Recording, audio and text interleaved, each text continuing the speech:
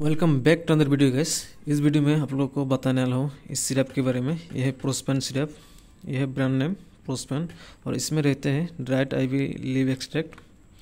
तो यहाँ पर कॉम्बिनेशन दिया हुआ है, देख सकते हैं।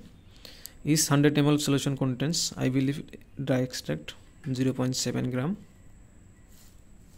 तो ये सिरप एल्कोहल फ्री है, शुगर फ्री भी है एंड कलर फ्री भी है।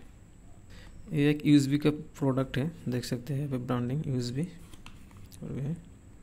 यूजुअली काफ सिरप खाने से सेडिशन होता है, लेकिन इसमें सेडिशन नहीं होता है। ये बेनिफिट है इसका और अब बहुत ही जल्दी रिलीफ हो जाता है ये खाने से। तो अभी बताऊंगा ये सिरप आपको खाना कैसे है। तो यहाँ पर इंडिकेशन वगैरह तो दिया हुआ है। Doses as 1 to 5 years 5 ml thrice daily after food, और yes 5 to 12 years 10 ml 3 times daily after food. तो एडल्ट के लिए मोर देन 12 years के लिए 10 to 15 ml 3 times daily after food. ये मेडिसिन आप खा सकते हैं।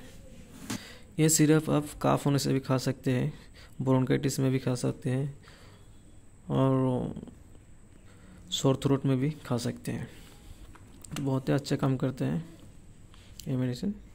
So guys, that's it for this video. Thanks for watching. Bye bye.